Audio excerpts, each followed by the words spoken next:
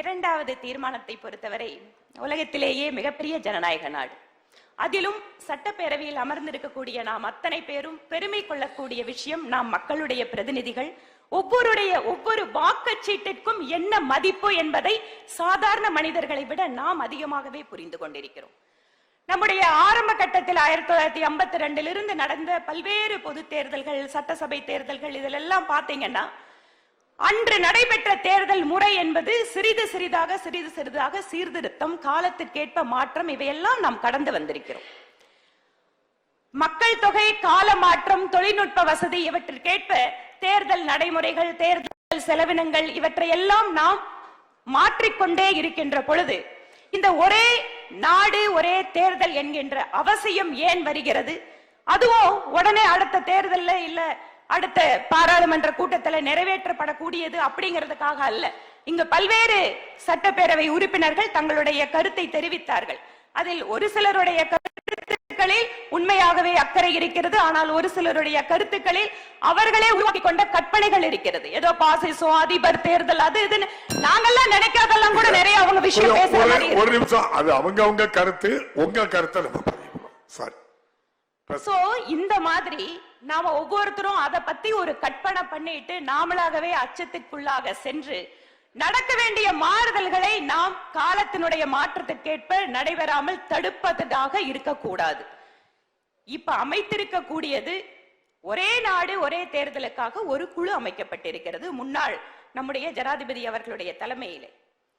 இந்த குழுவிலே யார் வேண்டுமானாலும் தங்களுடைய கருத்துக்களை, இதை எப்படி நடைபெறலாம், எப்படி சீர்திருத்தம் செய்யலாம் என்பதை பற்றி ஒவ்வொரு அரசியல் கட்சியும் அங்கே தெரிவிக்கலாம். அதற்கான வாய்ப்புகள் உண்டு.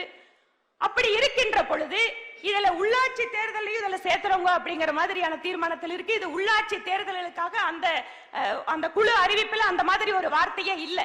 முழுவதுமாக பாராளுமன்ற தேர்தல், மாநில சட்டசபைக்கான தேர்தலுக்காக மட்டும்தான் அது குறிப்பிடப்பட்டிருக்கிறது. இப்படி இருக்கின்ற பொழுது இந்த ஒரே நாடு ஒரே தேர்தல் என்பது எதற்காக நாம் இப்போது அது அவசியமாக நம்முடைய கருத்துக்களை பகிர்ந்து கொள்ள வேண்டி இருக்கிறது அப்படின்னு கேட்டா, இதுல குடியரசுத் தலைவர் ஆட்சி வந்தா எப்படி இருக்கும், பெரும்பான்மை போயிடுச்சு எப்படி இருக்கும், கரெக்ட், இதெல்லாம் சவால்கள். இந்த கேள்விகள் எல்லாம் வரக்கூடிய காலத்திலேயும் வரும். ஆனா இன்று நாம் பார்க்க வேண்டியது என்ன? இப்ப கூட இந்த பட்ஜெட் கூட்டத்தொடர நாம பாராளுமன்ற தேர்தல் வரதுனால நடத்த முடியல. இன்னொரு பாருங்க, இன்னும் மார்ச்ல இருந்து பாத்துட்டீங்கன்னா 3 மாச காலம் பாலிசி பேரலைஸ். அரசாங்கத்தால முடிவெடுக்க முடியாது, மக்களுக்கான நலத்திட்ட பணிகளை மேம்படுத்த முடியாது.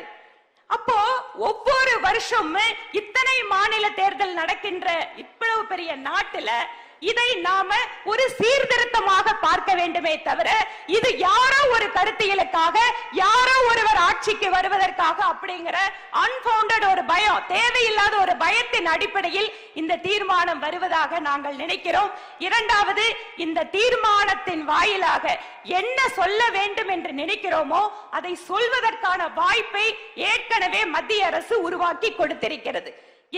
இதற்கும் மேலாக எங்களுடைய சட்டமன்ற குழு தலைவர் திரு நயினா நாகேந்திரன் அவர்கள் எனக்கு ஒரு குறிப்பினை கொடுத்திருக்கிறார்.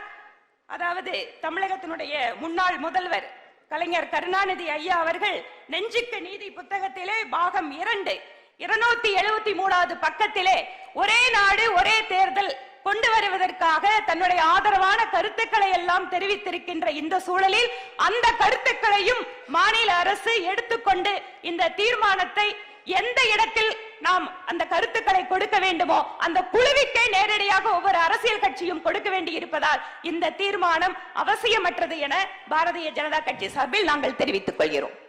உறுப்பினர் பேசும்போது பயத்தில் கொண்டு வந்திருக்காங்க அப்படிங்கிற வார்த்தையை நீக்கிறேன். பாதகம் செய்பவரை கண்டால் நாம் பயங்கொள்ளலாகாது பாப்பா, மோதி மிதித்து விடு பாப்பா, அவர் முகத்தில் உமிழ்ந்து விடு பாப்பா. அண்மை செய்திகளை உடனுக்குடன் தெரிந்து கொள்ள இணைந்திருங்கள் இயம்நாடு தொலைக்காட்சியுடன்.